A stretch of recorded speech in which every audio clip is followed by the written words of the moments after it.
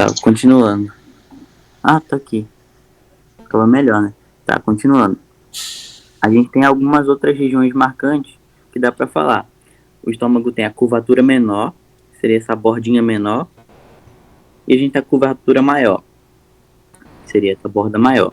Nelas a gente vai poder encontrar duas incisuras, que são referenciais anatômicos para algumas coisas. A gente tem a incisura cárdica, que vai ficar entre o fundo do estômago e o esôfago, e a gente tem a incisura angular, que fica aqui na curvatura menor. Deixa eu pensar o que mais. Gabriel, tem um slide mais pra frente com a irrigação ou é aqui nesse slide também? Tá, volta lá. Eu coloquei histologia. Oi? Eu não coloquei a vascularização, não. Não, Eu coloquei tranquilo. só a Eu histologia. falo em cima desse slide. No caso, quem for falar, Tá. fala nele de boa. Na curva, a irrigação do estômago ela é feita por algumas artérias.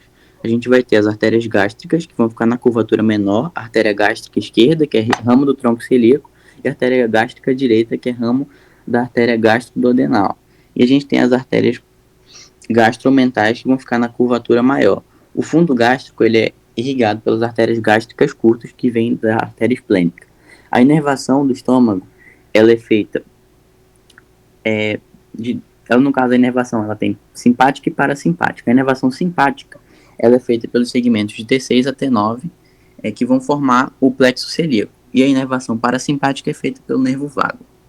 Em relação à drenagem linfonodal, a gente tem alguns trechos que valem a pena da gente destacar um pouco. Isso tem depois. Ah, tem depois? Tá bom, então eu falo depois. Em relação à histologia, a gente vai ter 4 camadas. A gente vai ter a camada mucosa, onde a gente vai ter a maior parte das células glandulares que vão produzir o ácido e outras substâncias que vão fazer parte da digestão. A gente tem a submucosa, que é a região onde ficam os vasos e os nervos. A gente tem a camada muscular, que ela vai ter vai ser dividida em 3 partes: a camada oblíqua interna, a circular média e a longitudinal externa. E a gente tem a serosa, que ela é feita pelo peritônio visceral. Pode passar, por favor. Em relação à drenagem linfática. A drenagem linfática, os vasos linfáticos do estômago, eles vão acompanhar os vasos, tanto as veias quanto as artérias. E aí a gente pode destacar alguns deles. São os vasos linfáticos gástricos, que vão fazer... eles vão drenar a face anterior e posterior do estômago. Aí a gente... os linfonodos gástricos, eles vão fazer também a drenagem da linfa dos 2/3 superiores do estômago, ao longo dos vasos gástricos direito e esquerdo. A gente tem os linfonodos pilóricos, que vão fazer a drenagem da linfa dos 2/3 direitos do terço inferior do estômago. E a gente tem os linfonodos pancreáticos duodenais, que estão situados ao longo dos vasos gástricos curtos e esplênicos. E a gente pode citar vários outros, mas esses são os principais. E nessa parte, eu acho que é importante fazer a correlação quando a gente for falar do tratamento cirúrgico, porque vai ajudar a entender. Então, a gente colocou essa noção básica da disposição dos linfonodos para facilitar quando a gente for falar dos tipos de linfadenectomias. Isso. Eu acho bom falar nessa parte aqui. Também acho. Na real, assim, eu acho que, por exemplo, quando eu for falar da linfadenectomia, eu não vou explicar tão profundo assim a linfadenectomia D1, D2, D3. Eu vou falar, tipo, por alto. Mas o que seria bom falar é porque nessa imagem não tá muito boa. Mas não é tipo 1, 2, 3, 4. Tipo, realmente são estações. Então, por exemplo, na estação 4 existe 4A, 4B, 4C, 4D, por exemplo, entendeu? Então, para fazer uma boa linfadenectomia, uma linfadenectomia adequada, tem que tirar pelo menos 15 linfonodos. Não 15 estações. Entendeu? Sim. Na então, D1, né? A D2 é no... Isso. Na D2. Então seria bom comentar que essas estações, elas têm vários no linfonodo. Então cada estação é só uma. Tipo, não é isso. Uhum. Tá, então... Mas essa parte das estações, vocês viram pelo Sabinson? Porque a parte de anatomia eu tava lendo no muro. Aí é diferente um pouquinho. Não, todo canto que eu li sobre isso, eu não li no Sabres, não. Eu li, tipo, peguei de Up to Date, Estratégia Med e Med Curso. Então eles falam sobre essa linfadenectomia que para ser adequada precisam ser 15 linfonodos. Só que Tá se eu certo. fazer a conta, dá 15 estações. E quando passa para 15 estações, é linfadenectomia do 3, entendeu? Não é a D2. E aí não é isso. A gente tem que falar da D2. São uma E a, retirada de 15 a diretriz linfonodos. também fala isso. É que a D3 são todos os linfonodos, entendeu? Não são só os 15. Tá, entendi. E a D2 são 15. É isso aí. É porque, tipo assim, Ok. para fazer o estadiamento correto, precisa tirar pelo menos 15. É isso, entendeu? Beleza.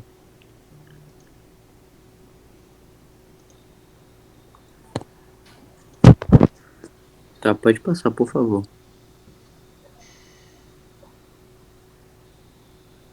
Acho que agora é a parte da Amanda.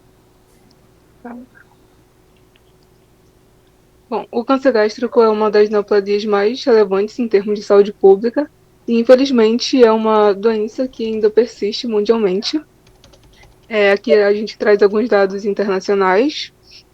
O tipo histológico mais frequente é o adenocarcinoma, responsável por cerca de 95% dos casos de câncer de estômago. A distribuição geográfica desse câncer mostra uma prevalência significativamente maior em regiões como a Ásia Oriental, Mongólia, China, Coreia do Sul e Japão, nas regiões andinas da América do Sul e também na Europa Oriental. A incidência do câncer gástrico é mais elevada entre homens, tanto em países com recursos mais abundantes quanto naqueles com recursos limitados. Essa maior prevalência nos homens se dá por diversos fatores, né? Tipo ambientais, genéticos também, socioeconômicos. Um dado relevante é o aumento dos tumores localizados Esse dado eu não coloquei, gente, mas eu não sei se vocês acham relevante colocar que está tendo aumento do número de cânceres da cárdia, tipo, mais proximais. Mas eu só colocaria se vocês achassem importante.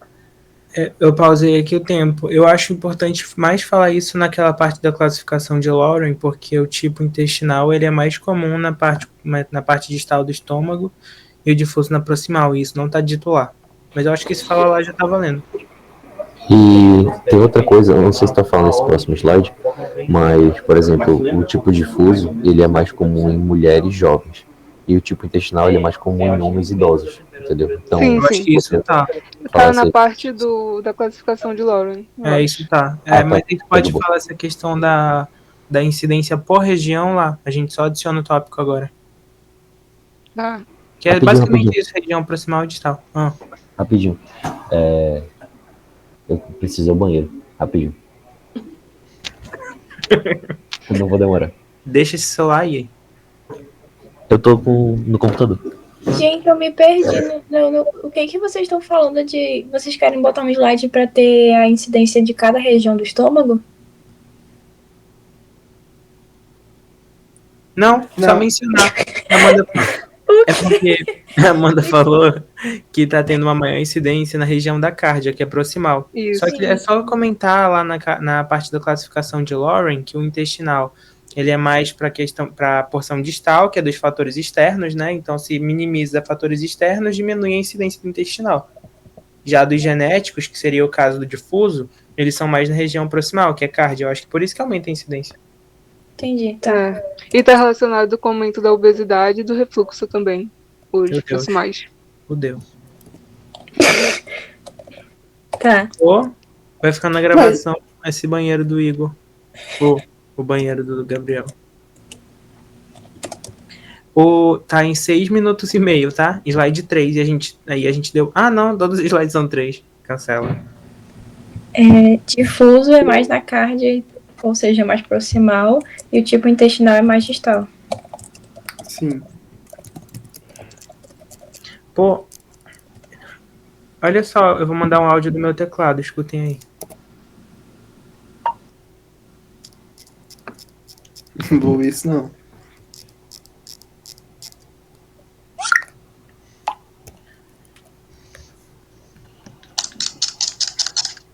Vocês ouviram?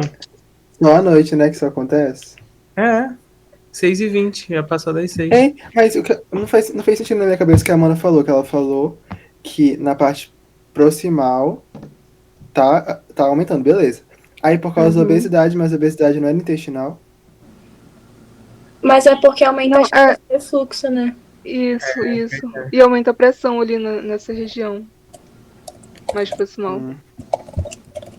Tá. Eu vou esquecer isso, Amanda, de falar, se eu pegar Não, essa parte. mas eu nem coloquei, amiga. Eu tô perguntando pra vocês. Eu nem coloquei isso. Não, só não, colocaria só isso. vamos colocar o tópico em Lauren e tá valendo. Tá.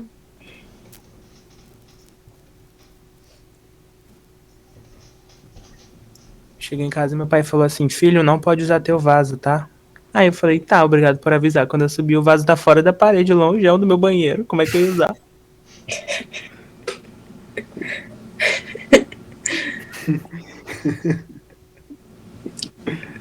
Cada uma, viu?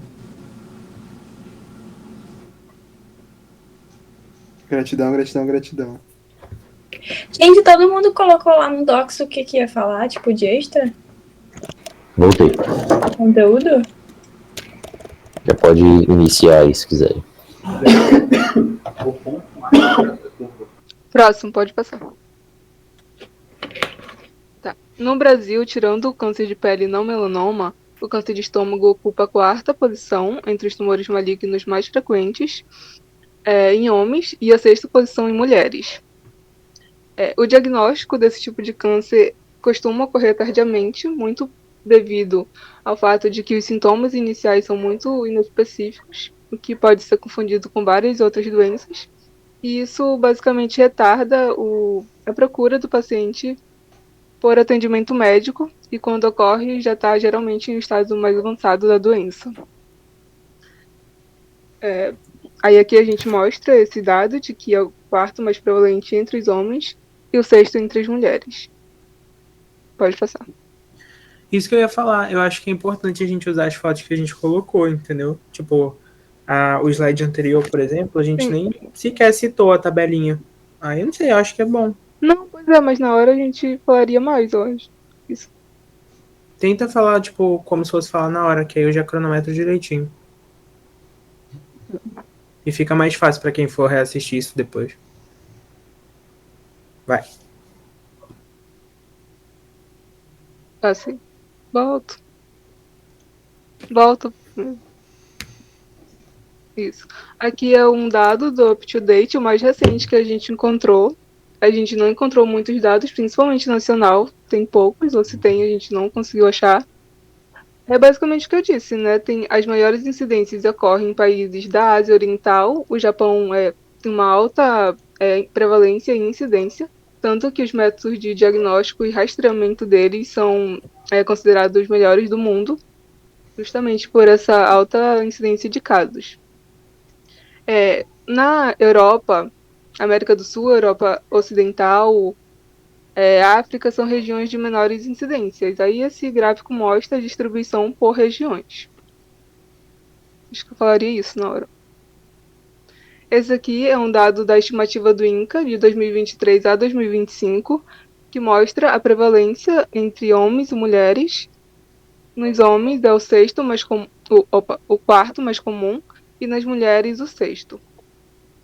É uma proporção mais ou menos de 2:1, que os artigos falam. Pode passar. Aqui a gente traz alguns dados regionais, até um pouco preocupantes para a nossa região, porque no panorama regional brasileiro, a região norte se destaca com uma alta incidência de câncer gástrico. Entre homens, ele é o 2º mais frequente, só ficando atrás do câncer de próstata. Nas regiões brasileiras como um todo, a região sul predomina. Em relação à região norte, o Pará apresenta os maiores índices, o Amazonas fica em 2º lugar, e o Roraima apresenta o menor índice. Aí a gente traz esses dois gráficos, um mostrando a distribuição regional pelas regiões brasileiras, entre homens e mulheres, E esse aqui, mais da direita, mostra a distribuição pelas regiões de federação da região norte. Aí mostra basicamente os dados que eu já disse. O Pará predomina, Amazonas como segundo, e Roraima ali ocupando a última posição. Isso se dá. Volta rapidinho. Isso se dá muito por fatores socioeconômicos, ambientais, relacionados ao consumo de carne salgada, churrasco, peixe salgado, a farinha de mandioca, que é muito comum na nossa região. Então, tudo isso contribui para esses maiores índices na região norte. Já, pode passar. Rapidinho, pausa aí.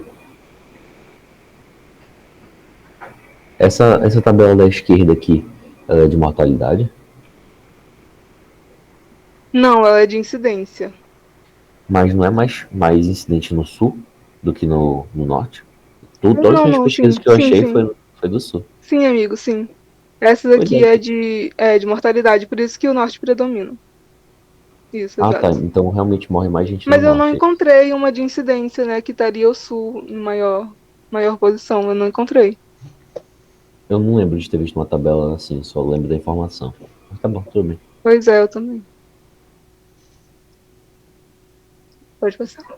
Aqui a gente traz a classificação de Loring, de 1965, que é uma classificação histológica que divide basicamente o câncer gástrico em dois subtipos, o intestinal e o difuso. Eles vão se diferenciar em relação à morfologia, epidemiologia, causas e prognóstico também. O tipo intestinal é caracterizado por células que formam glândulas bem diferenciadas, se assemelhando ao padrão intestinal, por isso o nome. Essas células elas mantêm uma boa coesão entre si, é mais comum em homens e tende a acometer mais pessoas idosas, de idades mais avançadas. Aí a gente poderia adicionar aqui o tópico, né, de que é mais comum na região distal ali. Esse subtipo está fortemente associado a fatores ambientais, como o consumo excessivo de sal, alimentos defumados, a própria infecção pelo H. pylori, que leva à atrofia gástrica, inicialmente antral, mas localizada ali em região de antrum, gerando uma gastrite crônica, superficial, que evolui para uma gastrite atrófica multifocal, ocasionando uma hipocloridria constante, um desequilíbrio do pH estomacal, que leva à metaplasia, displasia e pode culminar no adenocarcinoma. As lesões são geralmente, podem ser polipóides, planas ou ulceradas. Em termos de evolução, apresenta melhor prognóstico comparado ao tipo difuso. E é isso, acho que eu falei tudo desse tipo. Já o tipo difuso apresenta um padrão de células pouco coesas, que são as células de anel de Sinet. A associação do nome é com aquele anel que tem uma pedra periférica. E a célula, esse tipo de célula, tem um núcleo periférico e o citoplasma repleto de muco. Essas células elas são isoladas, elas perdem a coesão entre si, muito devido à alteração genética mais comum que ocorre nesse subtipo de Loring, que é a perda da expressão de ecadherina, que é uma proteína de membrana essencial para manter a coesão intercelular. Quando tem a perda da ecadherina, as células perdem essa conectividade, então elas ficam mais dispersas, mais distantes. Inclusive, isso facilita também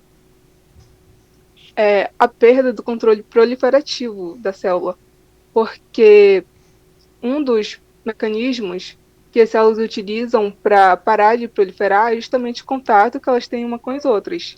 Então, quando elas perdem isso, elas perdem esse controle proliferativo e isso contribui também para a carcinogênese. Esse subtipo acomete, ele não tem uma preferência, eu li alguns dados que ele não tem tanta preferência por sexo, tipo, acomete tanto homens quanto mulheres igualmente, mas tem uma leve prevalência, sim, nas mulheres, como o Gabriel disse, e em pessoas mais jovens. Ele está associado também à linite plástica, que é basicamente o espessamento da parede gástrica associada à perda das pregas da mucosa. Nesse outro slide mostra essa linite plástica, que é a parede gástrica bem espessada, justamente por um acometimento transmural do órgão. E está relacionado com um prognóstico pior também. Pode passar. Aqui a gente traz a classificação da Sociedade Japonesa de Endoscopia do câncer gástrico precoce, que é basicamente aquele que se limita à mucosa e submucosa, independentemente de acometimento linfonodal. Essa classificação que tem o tipo 1, 2A, 2B, 2C e o 3. 1 é o polipoide, o 2A é o superficial elevado, 2B superficial plano, 2C superficial deprimido e o 3 é o escavado. Essa classificação ajuda no estadiamento também. Pode passar. Rapidinho. Eu não tinha visto essa imagem ainda. Eu tinha visto tipo 1, 2, 3 e 4. Eu lembro até que a professora de Pato 1, ela passou pra gente como 1, 2, 3 e 4. Isso, amigo. Pois é, 1, 2, 3 e 4 é Borman. Uhum. Ego. Ah, tá bom então.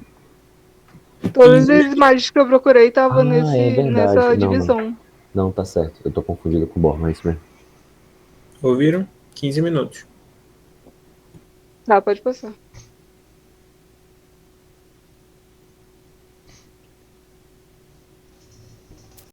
Ainda sou eu?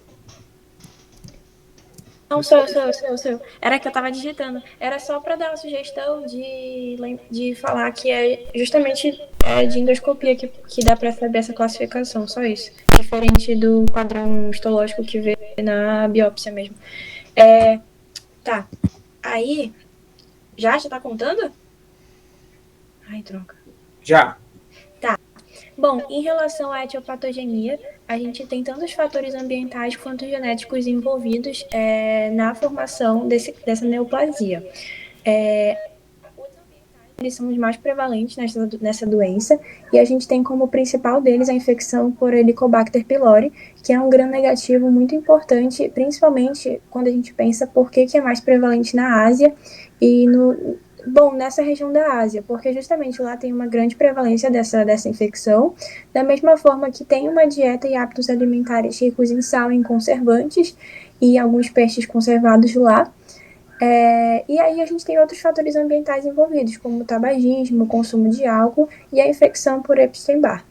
Quando a gente vai para a parte genética, a gente tem que considerar, aqui são alguns subtipos moleculares que não são tão importantes, mas a gente tem que, quando a gente pensa numa mutação provocada pelo Epstein-Barr, aqui é BV, que é essa aqui, não dá, vocês não estão vendo meu marcador, mas é essa rosinha, são mutações provocadas pelo Epstein-Barr. Da mesma forma que mais para a esquerda, a gente tem por conta da instabilidade cromossômica, que tem principalmente a mutação do gene TP53, a gente tem formas também que são genomicamente estáveis, quando a gente pensa, quando conta mais fatores ambientais, principalmente quando a gente vai para partes mais distais do estômago, e também a gente tem instabilidade de microsatélites, que elas estão geralmente associadas com pior prognóstico. Pode passar. Em relação aos fatores ambientais especificamente, a infecção por Helicobacter pylori, ele é considerado um agente carcinógeno de classe 1 da OMS há muito tempo, acho que desde o século passado. E o que acontece? A Helicobacter pylori ela atinge a mucosa gástrica através de duas formas. Primeiro, por uma reação inflamatória da mucosa, devido aos mecanismos de patogenicidade, ou seja, a gente percebe algumas proteínas como a VAC-A, que causam maior patogenicidade para essa bactéria, e a gente tem uma segunda forma que são alterações epigenéticas diretas devido a essa bactéria, ou seja, tem essas duas formas, direta e a reação inflamatória indireta, basicamente isso. A gente pensa também na parte dietética, o excesso de sal, O sal é um agente irritativo para a mucosa gástrica, então o estímulo constante dessa atividade irritativa vai levar à atrofia da mucosa, morte celular e também vai induzir mecanismos de reparo de células neoplásicas, ou seja, não consumo muito sal. Quando a gente pensa nos conservantes defumados e frituras, além deles serem também agentes irritativos, alguns deles produzem os compostos em nitrosos ou os nitratos. Esses nitratos, quando eles são convertidos em nitritos, eles são capazes de provocar ainda mais essa atrofia tecidual e induzir mutações genéticas. No entanto, alguns estudos perceberam que as vitaminas C e E são fatores de proteção e que inibem a conversão dos nitratos em nitritos, favorecendo, sendo um fator de proteção contra o câncer gástrico. Alguns hábitos alimentares também que foram mencionados são pular refeições, ficar muito tempo sem comer e também ficar muito satisfeito, ou seja, você fica muito tempo sem comer e depois come excessivamente. Quando a gente pensa no tabagismo e etilismo, quando a gente pensa nisso, a gente tem que ter noção de que eles são... que eles são agentes carcinógenos também. E aí, eles também causam irritação para a mucosa gástrica, da mesma forma que eles também poderiam estar associados a uma gastrite crônica já pregressa. No entanto, eles não foram associados... E também eles foram associados à relação dose-resposta, ou seja, a quantidade que você consome é diretamente proporcional ao risco relativo, e ele está partindo em torno de 1,74 em relação aos fumantes e os não fumantes, para mais risco, no caso. E também a gente tem que pensar no Epstein-Barr.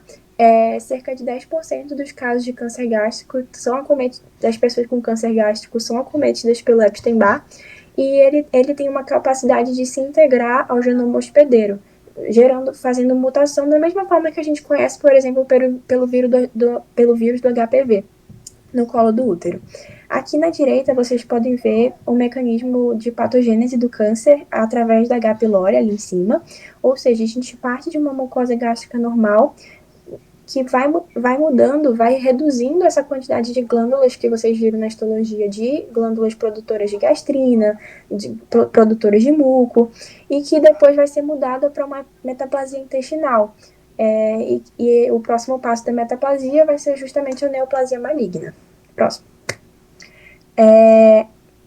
Em relação a alguns outros que foram abordados no Boliolo, a gente tem, como eu já falei, a dieta, a infecção pelo H. pylori, mas tem alguns fatores relativos ao hospedeiro. Principalmente a gente pensa no grupo sanguíneo A, e quando a gente vê algumas condições que podem estar associadas à condição familiar. Inclusive eu vi sobre a polipose e adenomatosa familiar, que está relacionada ao gene PAC, que pode também estar associado.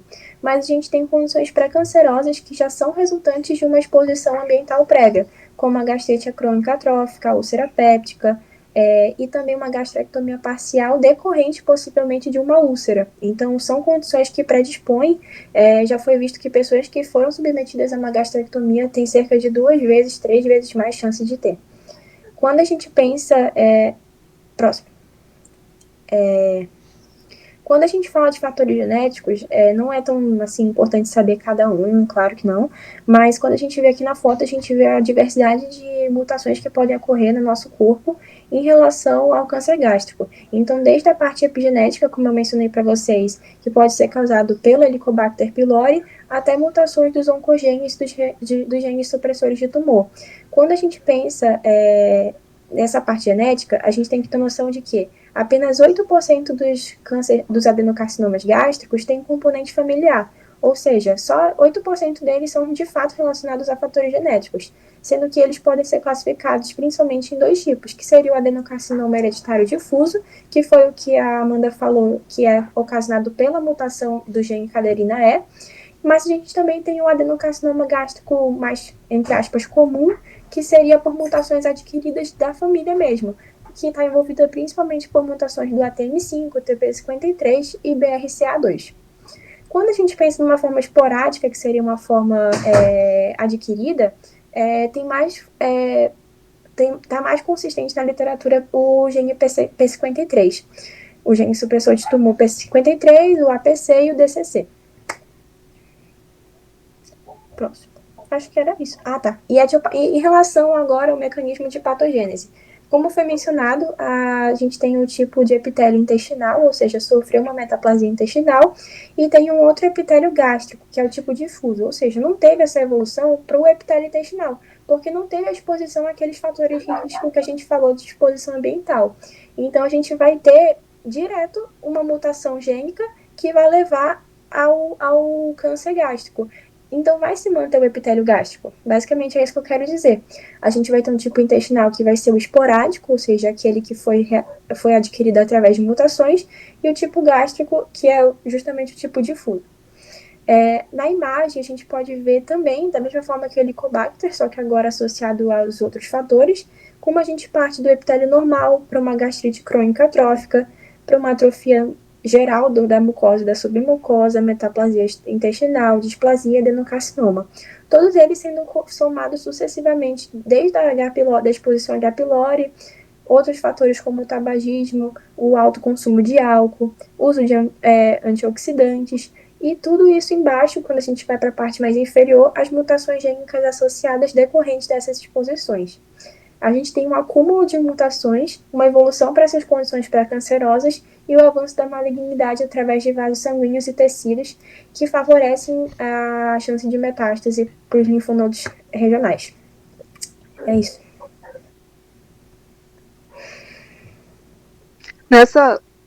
Nessa foto, a gente poderia falar da cascata de Correia, que é justamente o que está aí, na última lá. Que essa é a progressão das etapas, que sai da gastrite e termina no adenocarcinoma. Sim. E na parte lá da anemia perniciosa, é para falar? Ai, meu Deus, verdade, eu esqueci. A anemia Porque perniciosa ainda está incerto, então, tipo, ela é considerada um fator relativo ao hospedeiro, mas que ainda não se sabe de fato se ela tem relação. Mas porque alguns já descreveram. Está associado com a gastrite autoimune, não é? É. Que são produzidos anticorpos contra as células parietais e o fator intrínseco, que é importante para absorver a B12. Aí isso ocasionaria anemia. Vixe, mano. Mas eu não sei se é, tipo, Pode certo. ser disso. Não, então, no que eu li, ele só tinha citado ela como um possível fator. Tipo, tinha relação, mas que ainda não eram todos que de fato diziam, ah, não, isso é um fator de risco, sabe? Por isso que tá incerto. Tá.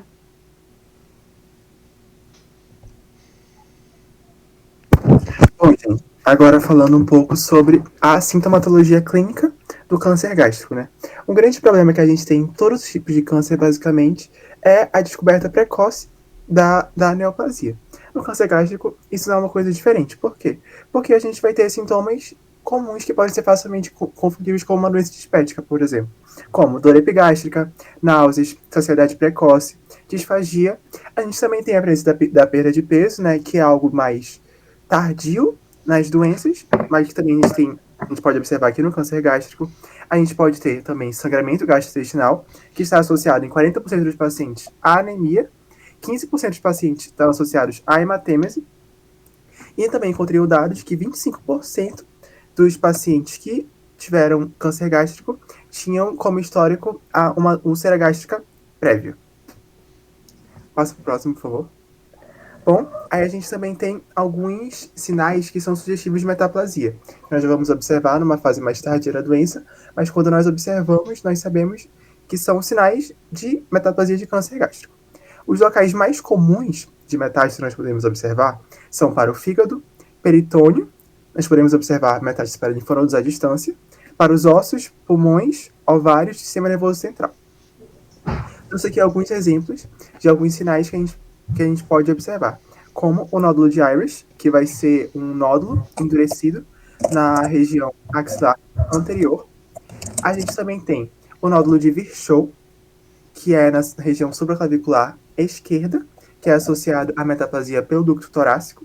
A gente tem o nódulo de Virchow. Virchow é o nome do nódulo, e o nome do sinal, quando nós observamos o nódulo de Virchow, é o sinal de Troisier. Próximo, por favor. A gente também tem o sinal da irmã Maria José, Sister Mary Joseph, que já vai ser um nódulo endurecido na região umbilical. O tumor de Krukenberg, que já vai ser um tumor observado nos ovários, que já é metástase ovariana. Próximo, por favor. A gente também tem a prateleira de Blumer, que é quando nós vamos observar nodulações no exame de toque retal. A CIT, que já é indicativo de metástase peritoneal. Bom, além dos sinais sugestivos de metaplasia, propriamente dito, nós também temos síndromes paraneoplásicas. O que seria isso? Seriam sinais que não são causados pelo tumor em si, mas sim pelas reações inflamatórias, pelas reações imunológicas e virtude da neoplasia. Que quando nós observamos, nós podemos pensar também no câncer gástrico. Não é exclusivo do câncer gástrico, mas quando está presente, pode estar associado ao câncer gástrico. Trouxe aqui alguns exemplos que eu encontrei na literatura, como a coagulação intravascular disseminada. E o que acontece aqui? Aqui é uma condição em que há um excesso na produção de trombina e de fibrina. Com isso, a gente vai ter um excesso no consumo de plaquetas de fatores de coagulação, esgotando ali o estoque, entre aspas, tornando mais suscetível ao sangramento. Então, a gente vai ter um grande fator trombótico, a gente vai ter muita presença de tromboses, mas associado também ao grande risco de sangramento. Então, a gente tem esse fator ali meio que paradoxal, assim, entre esses dois fatores. A gente também tem a anemia hemolítica microangiopática, que nós vamos ter a presença de trombos intravasculares, que com a passagem das hemácias, elas vão ser... A gente vai ter a destruição das hemácias com as passagens dela. A gente tem a síndrome de Trousseau, que é tromboflebolite migratória pelo processo de hipercoagulabilidade neoplásico, que pode ser observado em locais variados. A gente também tem, passando por favor, a acantose nigrans, que serão alterações cutâneas caracterizadas por hiperceratose e hiperpigmentação, presentes principalmente na região do pescoço, na região axilar e na região da flexão de membros.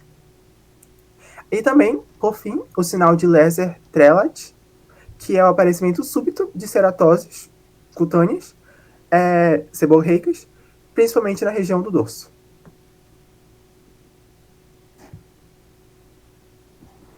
Galera, pensei numa parada aqui. Seguinte, amanhã, quando ele falar a ordem, a gente não vai saber, né? Seria bom a gente ter, na verdade, por escrito, né? O que cada um vai falar. Porque, tipo, na hora que ele fala a ordem, é só a galera dar uma lida. Tá na descrição. Hã? Tá na descrição do grupo. Vocês fizeram já? Eu não fiz, não. Mas tu quer imprimir? Não. Hoje eu não sabia, não. Não coloquei também, não. Eu também não.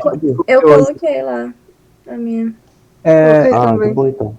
Não, beleza. Mas é bom cada um dar uma lida na própria parte e ver o que realmente falou, porque vai ser impossível da gente aprender tudo.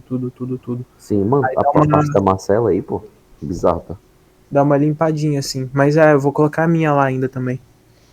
De boa, vou colocar depois. Tá. Por isso que eu acho mais fácil depois reassistir. Tipo, o que ficou mais complicado de, tipo, isso eu não peguei. Aí, por exemplo, agora do Paulo, não lembrei. Eu não lembrei de tudo que é de cada coisa. Aí eu vou ter que ficar revendo.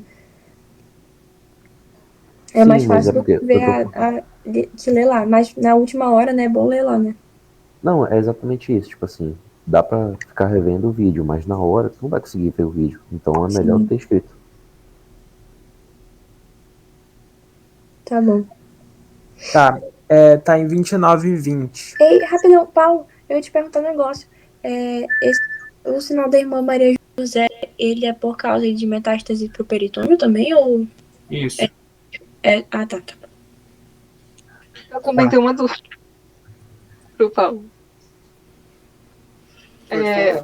O linfonodo, amigo.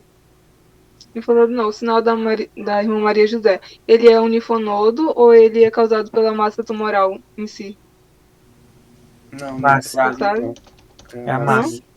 Massa, né? Tá. Mais uma coisa, a gente tem que mudar isso aqui, né? Tá, todos são na terceira página. Sim, é porque se alguém adicionasse... Tem que ser no final, quando terminar tudo. Igual o sumário, tem que fazer também. O Igor falou que não tem linfonodo no ligamento redondo, de acordo com o professor Márcio. É porque a metástase sobe pelo ligamento redondo, e o ligamento redondo vai dar na cicatriz umbilical, né? E é isso. Aí não tem linfonodo lá. Tá. Tá, eu vou voltar a contar aqui. Bom, agora eu vou começar a falar sobre o diagnóstico. E o principal aqui que a gente tem que falar quando pensa em câncer de estômago é endoscopia digestiva alta com biópsia.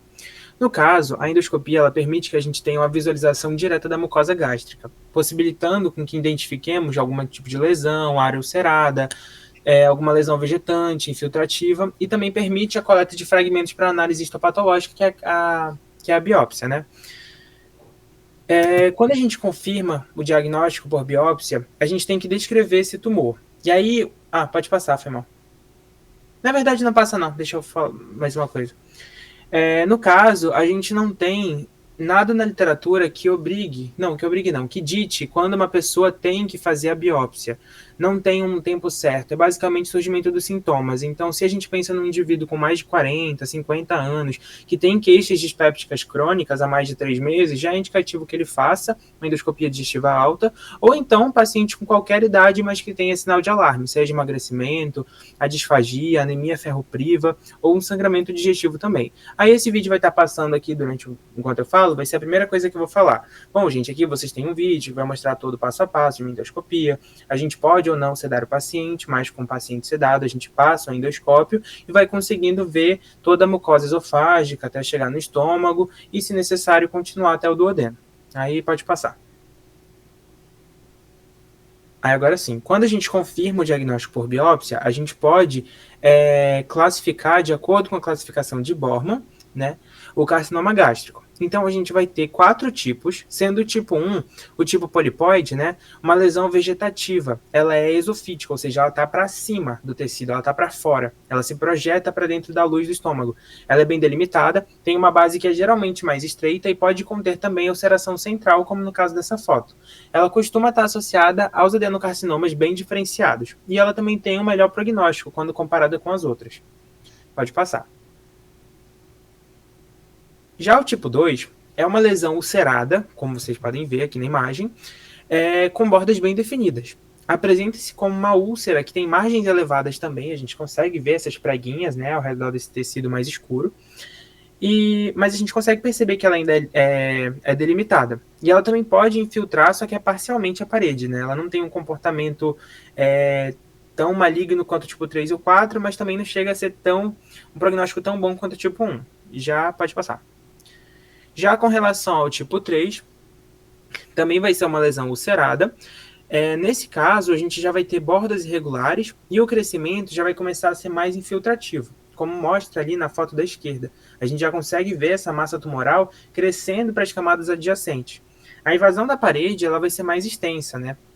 E é bom falar que o Bormann 3 é o tipo mais frequente. Não acho legal falar disso. Enfim, geralmente quando o paciente chega já está nesse estágio. Agora pode passar para o tipo 4. O tipo 4 ele é conhecido como infiltrativo difuso ou linite plástica, né? Como a Amanda falou lá na frente. Ela citou a linite, no caso, né? Ela não tinha classificado ainda. Nesse caso, a gente vai ver uma lesão difusamente infiltrativa com limites imprecisos. A gente não sabe onde começa, onde termina. Na imagem da esquerda, vocês conseguem ver todo o acometimento de submucosa.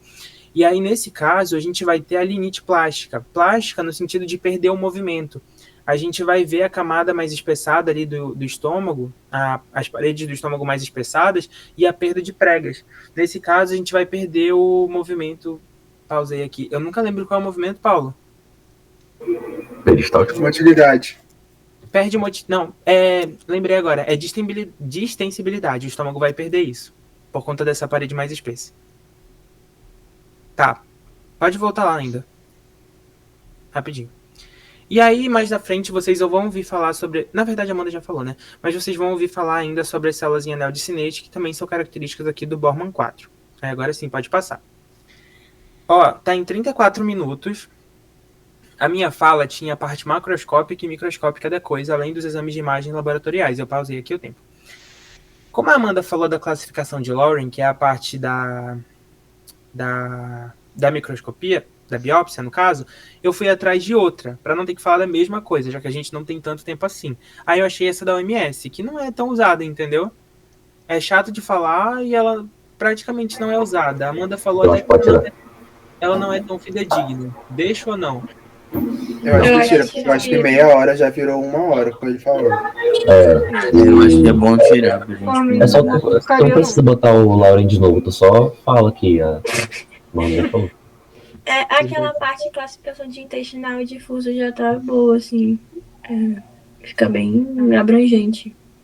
No caso, como todo É mundo porque apresenta, também dá pra trocar, né? Tipo, botar o Lauren pra frente e lá na introdução só fala da histologia propriamente dita. Pois, sabe o que eu pensei, Matheus? Fala nessa parte de biópsia que tu só, tipo, durante a biópsia tu define a classificação histológica. Aí nesse momento tu pode até falar que o adenocarcinoma é o mais comum. E pode citar outros tipos sem ser adenocarcinoma. Também fica bom. O que tu acha? pode ser. Uhum. Vou falar só os tipos então, né? Tipo, só menciona e fala a importância da biópsia durante a endoscopia. Tá. Deixa eu tirar isso da minha fala. Que perda de tempo da porra. Óbvio. Deixa eu ver aqui pra... E olha a única imagem que a gente encontrou desse carcinoma diferenciado.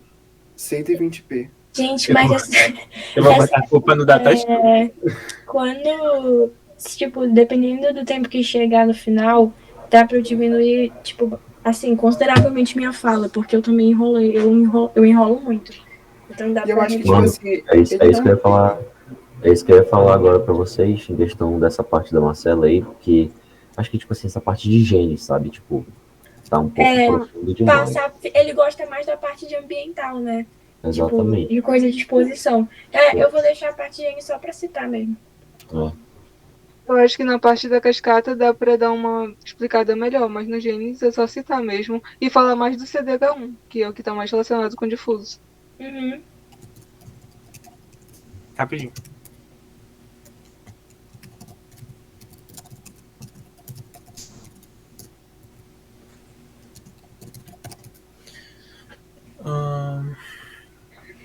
Tá. Eu botei aqui rapidinho pra depois eu falar isso.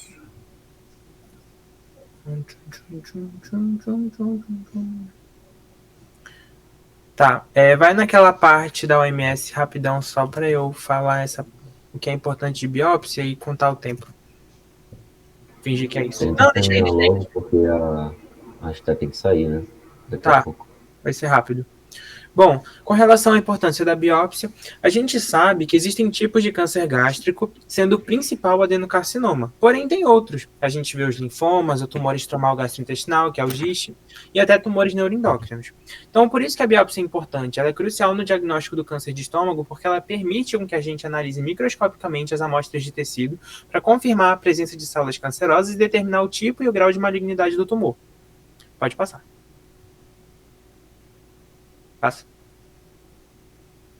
Passa. De novo. Obrigado. Tá. Com relação ao diagnóstico de... Volta. Porra. Vai pro de imagem. A Esther aqui omite, ela quer falar. Eu tava lá e tu mandou eu passar, pô. Não tava, não. Só tá bugado pra vocês, então. Mas tá bom, deve vai. estar atrasado, porque ele tá no estadiamento pra gente. Agora Aí, que foi. beleza. Obrigado. Tá super atrasado. Então. Tá, entre os exames de imagem, a gente tem alguns principais, que a Esther vai se aprofundar um pouquinho mais quando ela for falar do estadiamento, porque a maioria deles serve para isso. No caso, eu trouxe aqui para vocês o PET-CT. Ela é uma tomografia por emissão de pósitrons associada a uma tomografia computadorizada. Ela é útil na pesquisa de metástases ocultas, principalmente em casos localmente avançados ou quando a gente considera o tratamento cirúrgico com intenção curativa mesmo. O PET ele consegue detectar áreas de metabolismo aumentado da glicose, que são típicas de células tumorais. Já a tomografia computadorizada de tórax, abdômen e pelve vai ser o exame mais utilizado para estadiar, né, no começo da doença, porque permite avaliar o tamanho e a localização do tumor. além da infiltração de estruturas adjacentes. Já a ecoendoscopia, ela é nada mais nada menos que uma ultrassonografia endoscópica. Ela vai ter um papel fundamental na avaliação da invasão da parede gástrica e na identificação também dos linfonodos regionais. É isso, pode passar. Já os exames laboratoriais, eles não são tão específicos para o diagnóstico do câncer, mas eles ajudam na suspeita clínica, no acompanhamento e até na avaliação do estado geral do paciente. Os principais exames laboratoriais que a gente vê são o hemograma, além da ferritina e perfil de ferro. Uma coisa que chama muita atenção aqui pode ser uma anemia, porque a gente pode ter um sangramento crônico do tumor e aí a gente vai ver, né, hemoglobina baixa, hematócrito baixo, além da ferritina e perfil de ferro também. O hemograma também serve para a gente conseguir ver leucocitose e plaquetose, que vão estar aumentados no caso de uma tumoração ou até mesmo infecção.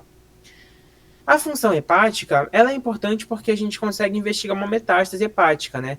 Nesses casos, a alteração teria um comprometimento hepático, né? E aí a gente teria alteração nesses parâmetros. Pode passar, não vou demorar muito nisso, que nem é importante. Tá, e quanto aos marcadores tumorais, a Marcela mesmo falou, a gente tem causas genéticas, que não tem nada a ver. Marcadores tumorais vão ser utilizados principalmente no acompanhamento de resposta ao tratamento ou na detecção de recidivas também. Tem utilidade limitada para o diagnóstico inicial. Eu acho até que eu vou tirar isso. Realmente não é muito importante, não. Mas os principais marcadores tumorais são o CEA, que é o antígeno carcino embrionário, o CA19-9 e o CA72-4. O CEA ele pode estar elevado em alguns casos de adenocarcinoma gástrico, principalmente se for um caso avançado. Mas tem baixa especificidade, como está escrito aí. O CA19-9 ele também pode se elevar na presença de um câncer gástrico, mas ele é mais associado ao câncer pancreático, então ele também não é muito específico. E o CA72-4 é o marcador mais específico para câncer gástrico dos três. Está mais associado aos tumores do subtipo difuso ou mucinoso. É isso. Aí eu acho que o que eu posso falar antes da estreia, né? Daí a gente consegue entender, né? Mesmo que esses exames laboratoriais eles não sejam fundamentais para um diagnóstico, tanto eles quanto os de imagem, eles podem complementar a endoscopia e oferecer uma avaliação mais detalhada do caso. Aí não tem mais o que falar. 37 minutos. Oi, gente. Eu vou dar continuidade agora, falando um pouco sobre o estadiamento. O estadiamento, ele não é nada mais, nada menos que avaliar o estágio evolutivo do câncer. E é uma investigação como se fosse de fora para dentro. Então, eu vou procurando, nessa imagem que eles mostram, bem didaticamente, essa setinha, que eu começo, primeiramente, procurando metástase distante. Então, em órgãos distantes do meu estômago, não achei metástase, eu passo para o sistema linfático. Não chegou ao sistema linfático, eu passo para a parte regional do câncer. Se não tem nada, eu só vou analisar a parede gástrica. E para eu fazer essa estratificação, assim, dessa procura, eu utilizo alguns métodos, principalmente os exames de imagem. Pode passar, por favor. O primeiro a ser pedido vai ser a TC com contraste. Ela vai procurar, né, metástase em órgãos distantes, mas se a gente não achar a partir da TC, a gente vai para o PET-CT, que o Matheus já falou mais ou menos como é que funciona, que é como se fosse uma tomografia associada à emissão de pósitrons. Só que como que funciona isso? Eles injetam no paciente, né, intravenosa, uma glicose marcada com FDG, que é esse pósitron. Então, onde estiver alto metabolismo da pessoa, que não seja, por exemplo, ou no cérebro ou no coração, estiver consumindo muita glicose, é porque está tendo uma divisão muito rápida e que não é natural. Ou seja, aqui era um caso de um paciente que estava com câncer gástrico, que estava com metástase para o fígado. Então, é por isso que o fígado está brilhando, está iluminado, porque estava tendo tanto consumo de glicose que estava tendo essa emissão muito grande do pósitron. Achei super interessante, eu não conhecia esse exame. Pode passar. Esses dois que a gente viu antes, eles falavam sobre procura de metástase à distância. Agora, se eu não achei a metástase e eu quero ver mais internamente como está o avanço do câncer, a gente vai usar a ecoendoscopia, que ela vai avaliar quais paredes do meu estômago, quais camadas da parede gástrica foram atingidas a partir desse câncer. Os meninos já mostraram também as camadas que existem. E o último, se eu não achar uma significante invasão nas camadas, a gente vai para uma laparoscopia diagnóstica, que é o chamada procura de metástases ocultas. Ou quando são tumores indiferenciados ou tumores muito pequenos, que o paciente está apresentando alguma clínica, mas a gente não achou onde é que está o tumor, então é indicado que faça a laparoscopia diagnóstica. Só que ela tem uma exigência, que tenha no mínimo uma invasão à camada muscular do paciente. Pode passar, por favor. A partir disso, a gente foi criando um sistema que se chama o sistema TNM. Ele está na sua 8ª edição, que é feita pelo American Joint Committee on Cancer, foi feito em 2018, e hoje em dia, né, nessa última edição, ele foi subdividido em três sistemas, que é o CTNM, que é o TNM clínico, o PTNM, que é o TNM patológico, e o YPTNM, que é um TNM que o paciente já passou por terapias neoadjuvantes, ou seja, pacientes que já fizeram químio, rádio, etc. A gente usa para esse estadiamento, né, a tabela que a gente decora, assim, é a partir do TNM patológico, que é quando a gente já fez a biópsia, já fez tudo e tem ali a natureza do tumor para avaliar. Pode passar, por favor. O primeiro de todos é o T, que ele é o grau de invasão do tumor na parede do órgão. Então, assim, ele é bem subdividido, e aí tem TX, que é quando não pode ser avaliado, T0, não foi detectado o tumor. Gente, pausa aí, rapidão. Pausou? Pausei. Então, é nessa parte que eu tô na dúvida. Eu vou literalmente só lendo que tá na tabela, tipo, explicando, porque não tem muito o que eu falar.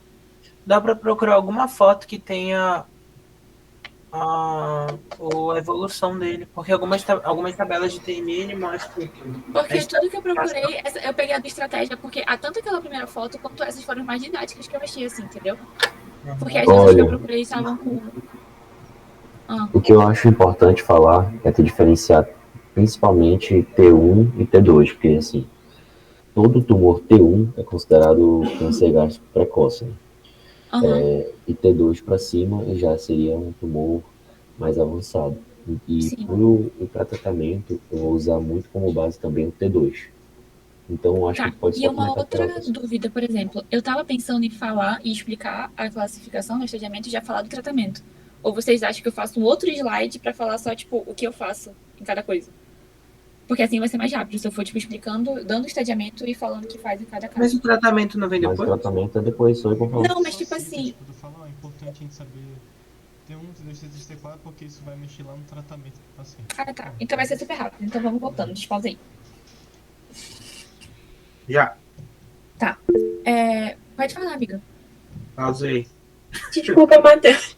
Mano, tu pode voltar só no slide anterior, porque eu fiquei na dúvida o que é o patológico, o C, o Y, por favor.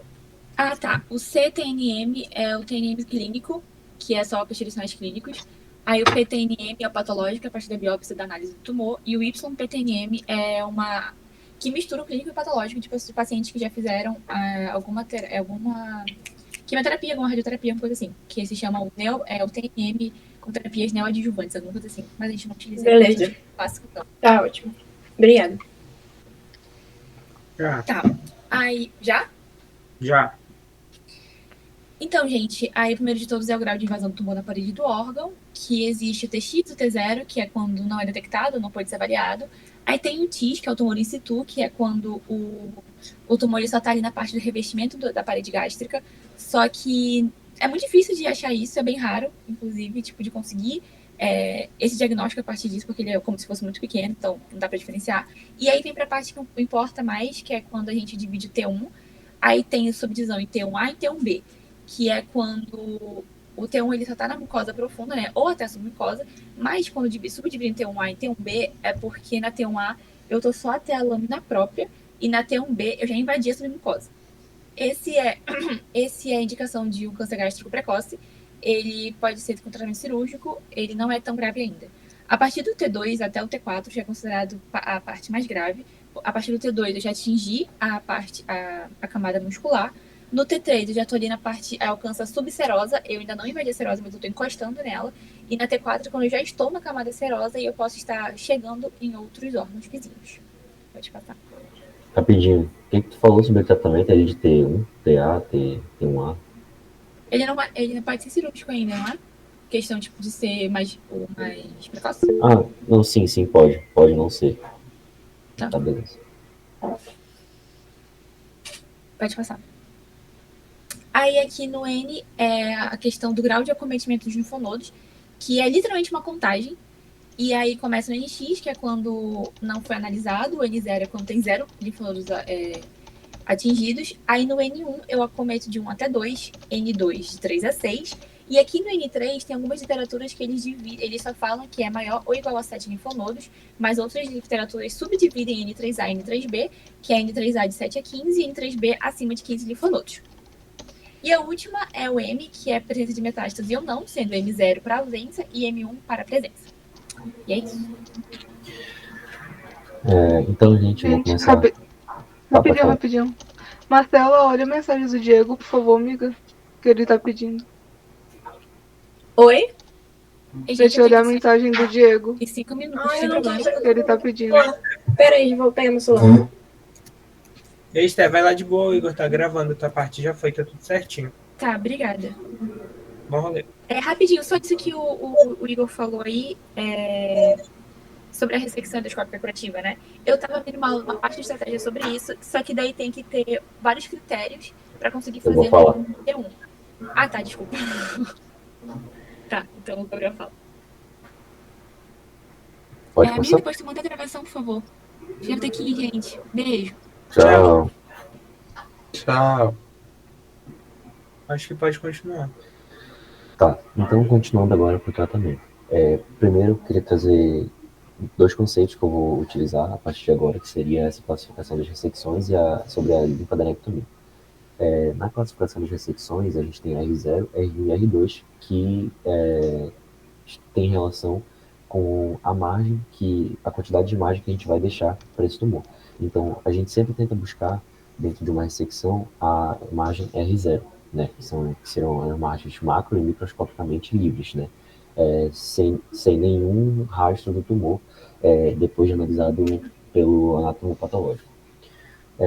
Mas tem vezes que não dá. Então, a gente faz um R1 ou R2, que não é o ideal é sempre R0, mas R1 a gente não consegue, a gente consegue tirar de forma microscópica. E no R2 a gente não consegue livrar 100% aquela área. Agora falando um pouco sobre a linfadenectomia, a gente tem 3 tipos, D1, D2, D3. Eu vou explicar rapidamente porque não é tão importante essa D1 e a D3, mais importante é a D2, porque no Brasil a gente só faz gastrectomia com linfadenectomia AD2. Mas basicamente está de acordo com a dissecção dos linfonodos, né? Então, D1 a gente vai fazer dissecção dos linfonodos perigástricos, que seriam da estação 1 à estação 6. D2 vão ser aqueles linfonodos de D1 mais os linfonodos do tronco celíaco, em seus ramos, como gástrica esquerda, hepática comum, e também as do ilo esplênico, né? Então seria da estação 1 até a estação 12A. E na linfadenectomia D3 vão ser todos os outros que a gente já falou, mais o restante, que seria ligamento hepatoduodenal, cabeça do pâncreas e raiz do mesentério delgado. Uma coisa importante ressaltar é que para fazer uma linfadenectomia adequada, a gente precisa tirar no mínimo 15 linfonodos. Então, como a gente pode ver nessa imagem, as estações elas são subdivididas em 12A, 12B, 8A, 8B, 3A, 3B. Então, a quantidade de linfonodos não é a quantidade de estações. Tem mais linfonodos do que estações. Então, a gente faz a D2, que seriam pelo menos 15 linfonodos, mas são só 12 estações. Agora sim, vamos falar sobre a abordagem cirúrgica do câncer gástrico precoce. Né? A primeira linha de tratamento vai ser a gastrectomia com linfadenectomia D2, como eu já expliquei anteriormente, que seria a D2. Esse tipo de ressecção tem uma sobrevida superior a 85% dentro de 5 anos. Né? Também é possível ser feita uma ressecção endoscópica curativa, mas ela tem que cumprir alguns critérios. Né? Tem que ser limitada a mucosa, ou seja, eu até tenho que mudar isso aqui, porque não é T1, é T1A.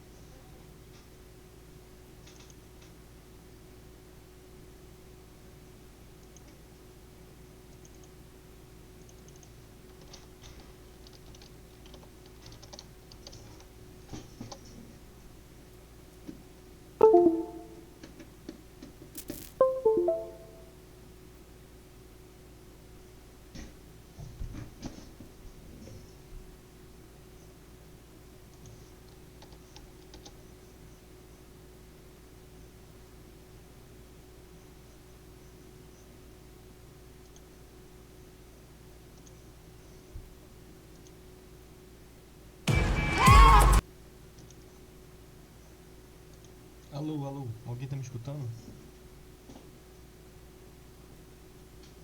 Não tô escutando ninguém. Ô, meu pai. Peraí, eu vou sair aqui e voltar.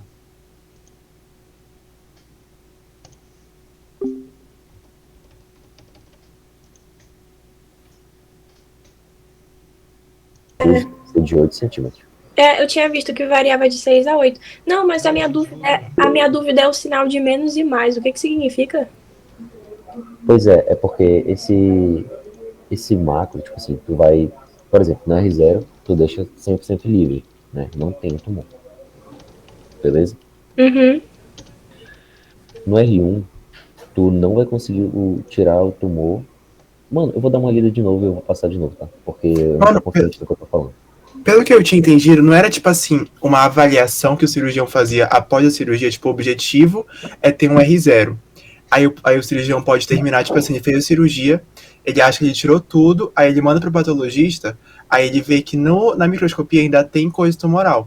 Aí ou, tipo assim, ele vai ter que fazer uma nova cirurgia, ou vai fazer um tratamento adjuvante, tipo um quimio rádio. E, tipo assim, também pode ter R2, que aí ele não conseguiu nem tirar tudo na cirurgia, porque ia, tipo, prejudicar o paciente. E também o patologista viu ainda a célula, obviamente, né? Aí ele vai ter que, tipo, provavelmente já mudar para o cuidado paliativo, entendeu? Eu tinha entendido Exatamente assim. Isso. É isso que eu queria falar, só que eu não soube explicar. Então, só para confirmar, no R2 o patologista ia mostrar que sobrou ainda margem macro e micro na cirurgia. Ele vai ter que refazer.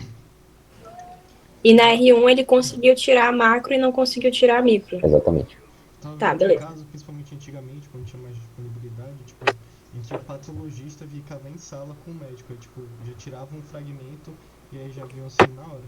Mas, tipo, hoje em dia tem menos, né? Aqui no Brasil. Que onda. Obrigada, gente. Pois é, vou voltar do início desse slide aqui. Agora falando sobre o tratamento de câncer invasivo, né? Como é que a gente vai fazer essa abordagem cirúrgica? Como eu queria começar falando que se o tumor tem M1, está em M1, já é impossível fazer essa cirurgia com intuito curativo. A gente pode sim fazer a cirurgia, mas com outro intuito, como por exemplo, se o tumor estiver crescendo demais e fechar o lúmen do estômago. E aí o paciente, além dos problemas que ele já tem de alimentação, ele não consegue comer mais nada.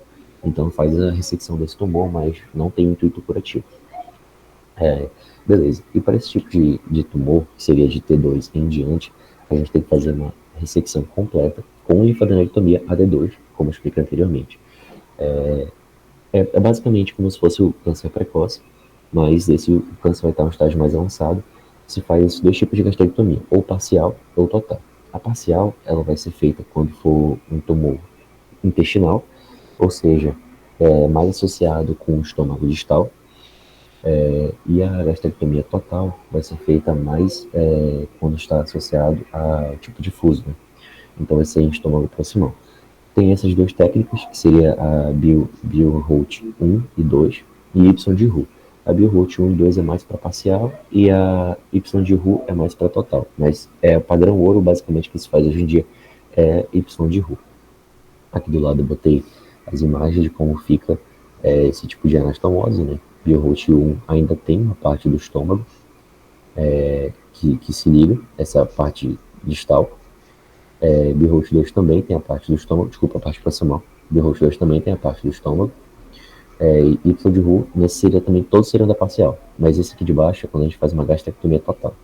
A gente pode ligar o esôfago diretamente no duodeno para fazer essa anastomose. Alguém levantou a mão?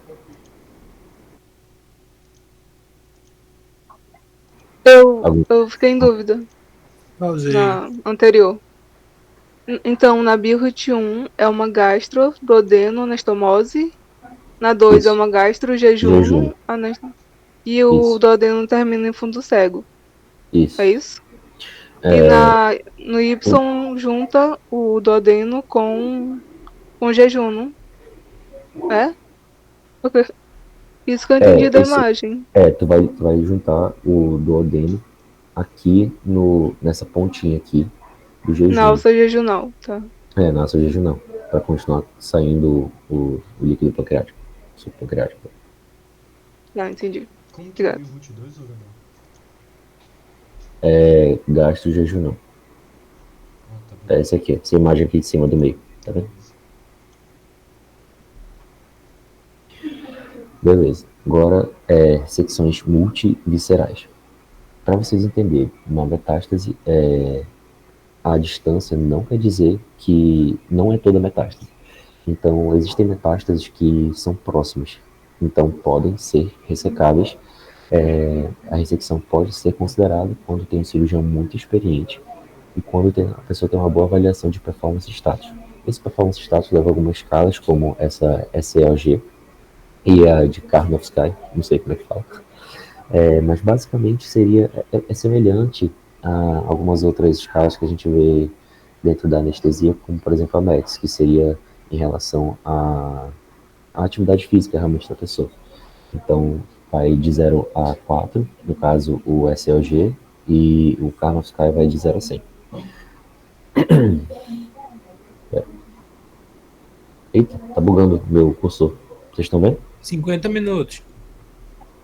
Sim. Tá, pausa aí rapidinho. Pausei. Tem, tipo assim, algum valor, tipo, a partir do 2 pode fazer ou não? Tipo, tu leu isso? Não achei. Eu Tá, tentei beleza. procurar, mas não achei. Tá. Acho que vai muito de juntar tudo, né? Tipo assim, o estado da pessoa. Tá. Beleza, valeu. Beleza. Pode continuar aí. A gente tem também terapia adjuvante, que seria basicamente a quimio ou radioterapia, que seria essa adjuvante é feita após a ressecção do tumor. Hoje em dia não está sendo muito mais usada, está sendo mais usada a neoadjuvante, que eu vou falar rapidinho daqui a pouco, mas só para terminar aqui com as indicações para os pacientes a indicação para terapia adjuvante é para paciente com gastrectomia potencialmente curativa, que não fizeram terapia neoadjuvante e que tem N positivo ou estadiamento T3 ou T4. Falando um pouco da terapia neoadjuvante, que é padrão ouro, juntamente com a gastrectomia, com linfadenectomia D2, se faz tudo ao mesmo tempo, né? Seria essa terapia neoadjuvante, é quando a gente usa os medicamentos antes e depois da ressecção do tumor. É uma tentativa de downstage, ou seja, a gente vai tentar diminuir o estágio desse tumor para tentar fazer uma ressecção cirúrgica melhor. O que é mais usado hoje em dia é a terapia FLOT, que é esse esquema que eu falei para vocês: 4 ciclos antes da cirurgia e 4 ciclos depois da cirurgia. A indicação seria para tumores de T2 para cima e ou N positivo. E pessoas também que têm um bom performance status. Falando um pouco sobre os tumores ressecáveis ou metastáticos, né, à distância. É basicamente tratamento paliativo, né? 50% desses indivíduos, infelizmente, têm apenas 5 a 6 meses de vida. Tem algumas outras complicações que a gente pode tratar, essas complicações que são as mais comuns para os tumores metastáticos, que seriam sangramento, perfuração e a obstrução, né? Existe para tratar o sangramento esse hemospray, só que esse hemospray, que é feito por via endoscópica, ele não trata definitivamente, ele é só um tapa-buraco, literalmente, para fazer com que os cirurgiões possam achar outra solução. Hoje em dia também tem feito a radioterapia hemostática, quando a pessoa é estável hemodinamicamente, ou se a pessoa está instável 100%, tem que ir para a cirurgia. Se a pessoa tem uma perfuração, tem que ser feita cirurgia para fechar a perfuração. E se tiver uma obstrução, tem que ser feita uma cirurgia para fechar, para abrir essa obstrução, né? Essa prótese metálica transtumoral, o que acontece? Muitas vezes o tumor ele fecha o canal entre o estômago e o duodeno.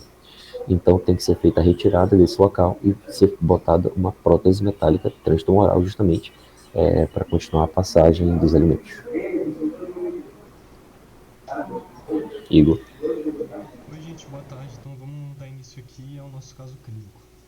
Então, paciente JME, né, Jânio Moreira, de 51 anos, ele é natural procedente daqui de Manaus mesmo, né, casado vigilante, ex-vigilante, né, no caso. Ele é ex-tabagista, né? Ele parou de fumar há 2 anos, né? Ele fumava 5 cigarros por dia, isso durante 15 anos, e não etilista 3, né?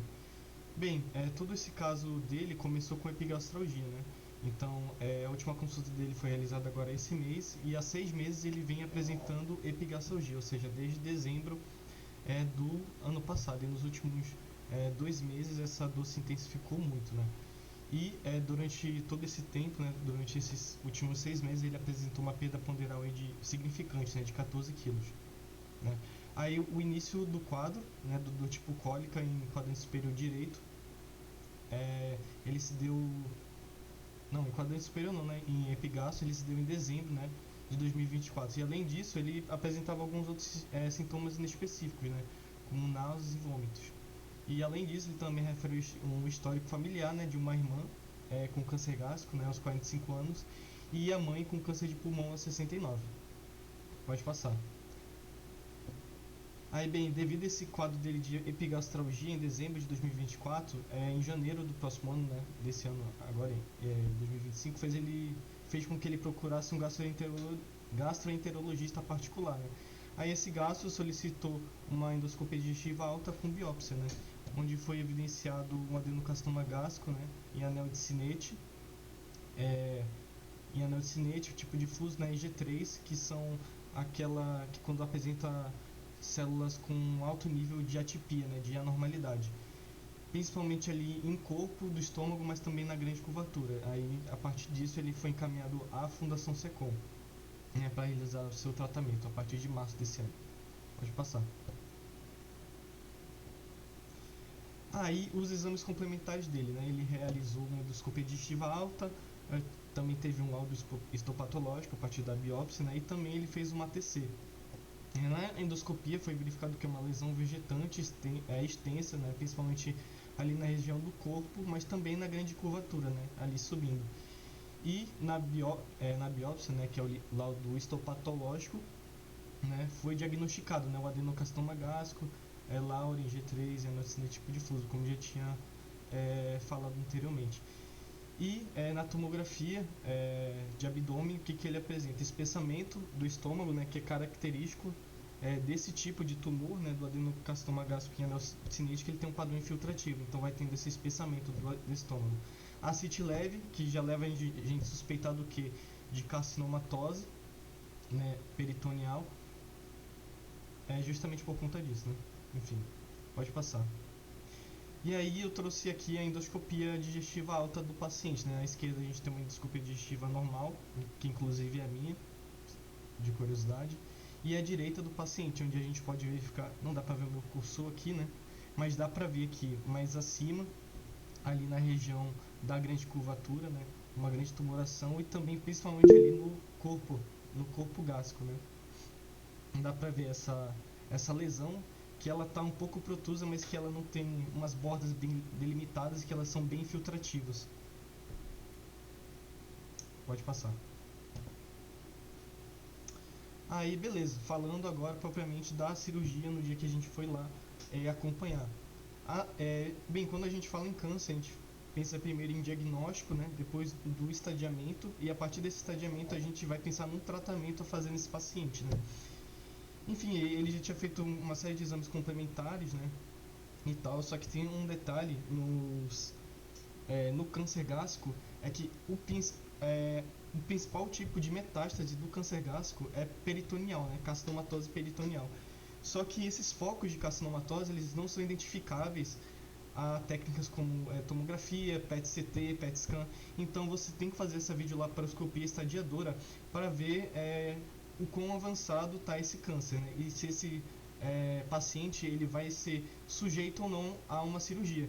E essa videolaparoscopia estadiadora, ela inclusive foi importante na história porque ela reduziu em 30%, né, o número de casos de cirurgias desnecessárias, né? Porque se você não fazer ela antes, tipo, às vezes acabava de tu abrir o paciente ali na hora tu vê, pô, o cara tá cheio de carcinomatose, então, tipo, a cirurgia para ele de retirada do tumor não seria, tipo, beneficente, porque vai haver uma recidiva e tipo, não vai afetar na expectativa de vida desse paciente, né, em 5 anos. Aí quais foram os achados, né? A gente pode citar principalmente o estômago mais distendido, né, apresentando um importante espessamento, né, ali, a nível de corpo, antro e da grande curvatura, né. E também a gente verifica o que? Linfonodos ali na região da grande curvatura, né, que acompanham ali principalmente os vasos, né, ali as artérias gastromentais, esses linfonodos entumecidos, né, com um diâmetro mínimo ali de mais ou menos 2 centímetros, né, no seu menor eixo. E aí e também uma densificação dessa gordura, né, onde estão esses linfonodos, né. E aí tudo isso leva a gente a pensar em carcinomatose peritoneal. Eu esqueci de falar mais cedo, mas nesse vídeo dá pra ver uns focos de carcinomatose, mas passei que mais à frente também vai dar. Pode passar. Aí dá um pouquinho só no seu esquerdo. Aí, nesse vídeo da esquerda, a gente está vendo uma videolaparoscopia em que ela está colhendo um fragmento ali, né, do peritônio parietal ali, a nível frênico, né, observando embaixo do diafragma. Aí vocês estão vendo esses pontinhos brancos, esses pontinhos brancos, isso aí é tudo carcinomatose. Então a gente tem que fazer a retirada para fazer aí pode pausar isso, acho que sim. Bem, nesse outro aí, a gente está vendo aí, né, o grupo gástrico e o aumento, né? Olha, vou te contar, esse aparelho tem que sair bravo. E aí vocês estão vendo que a moça está pensando aí que esse aumento e nele fica os linfonodos. Dá pra ver aí vários linfonodos entumecidos, né? E que inclusive ela tenta agarrar, só que como mais espessos, mais durinhos, né? E aí fica muito indicativo aí pra gente da carcinomatose. Pode passar. E aí o dia que eu e o Gabriel nós fomos lá, né, junto do Dr. Márcio, aí volta lá que tem uma coisa que eu acho importante falar. Aí foi retirado, né, 3 fragmentos. Foi retirado um fragmento do aumento, foi retirado um fragmento do peritônio parietal e também um do ligamento redondo. Pode passar. E aí a conduta, qual que é a conduta desse paciente? Bem, após o estadiamento feito, né, a gente tem um lema na medicina que é primum non nocere. Então, assim, quando a gente vê a mortalidade geral do câncer gástrico, né, ali em 5... Quando a gente vê, tipo, a expectativa de vida ali em 5 anos, de modo geral, do câncer gástrico, ali em cerca de 30%. E desses tipos de cânceres mais avançados, né, aí já reduz para cerca de 5%. Então, o paciente ele foi encaminhado para os cuidados paliativos, né, para fazer quimioterapia paliativa, né, fazendo um ciclo de capecitabina e também fazer um acompanhamento no serviço de terapia da dor, né. Ele está fazendo uso de dipirona, pregabalina, que é analgésico forte, e o opioide fraco, né.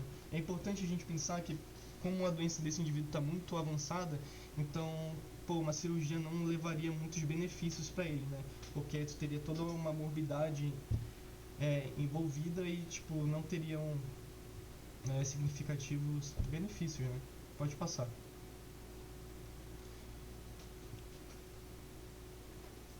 Eu acho que é isso, né? Acabou-se. Igor, tu pode repetir aquela parte do risco-benefício, tipo que da porcentagem do quanto que ele tinha chance de viver se ele fizesse essa cirurgia? Porque assim, quando a gente pega a mortalidade geral dos cânceres gástricos, tipo, envolvendo precoce e avançado, de modo geral, a expectativa de vida em 5 anos dos pacientes, só 30% deles vão chegar, tem tipo um prognóstico de 5 anos de vida, entendeu? Só que quando a gente já vê, tipo assim, casos mais avançados com carcinomatose, aí esse número já cai para 5%. Então, tipo assim, uma cirurgia para ele não seria benéfica, sabe? Porque é uma cirurgia de grande porte, né? A gente tem 3 níveis, pequeno, médio e grande. Seria uma cirurgia de grande porte, como por exemplo, não sei, com uma intenção curativa, né? Seria uma gastrectomia total, com linfanedectomia. Então tem toda uma morbidade por trás. Então, tipo, não seria, esse paciente ele não está sujeito a esse tipo de terapia, que é curativa. mas sim a paliativa, que a gente trata só a parte sintomática para dar mais qualidade de vida ali pro paciente, né? Entendi. E outra dúvida, vocês falaram, tu falou lá no começo qual era o TNM dele? Eu não lembro agora se dava pra calcular. Tipo, pelo menos o T, quanto que tava o dele. Porque agora eu não lembro como é que era do estadiamento, mas tinha invasão linfonodal regional, né? Não tinha a Pois é, distância. assim, eu não coloquei o TNM porque, tipo, não tava no prontuário dele, mas, tipo assim, eu acho que daria pra gente tentar calcular, só que a gente poderia fazer alguma coisa errada, né? Mas, Sim, Aquele sim. G3 significa. G3 é tipo assim, ele significa que tem as células encontradas ali, elas estão tipo em grande nível de atipia, de anormalidade. Entendi. E ele não tá apresentando nenhuma daquelas complicações, não, né? Obstrução, sangramento, perfuração. Não, ele tá principalmente com náusea, vômito e muita dor, né? Tipo, muita dor mesmo. E perda Entendi. ponderal também, né?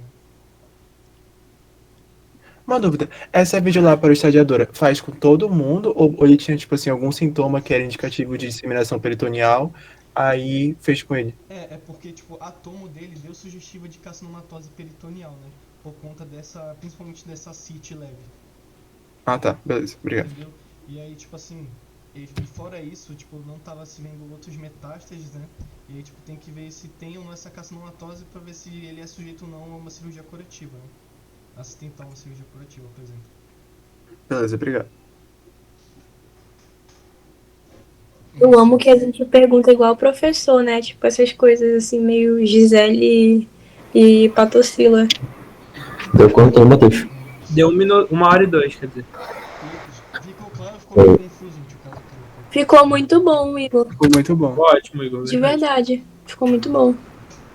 Acho que ele vai gostar.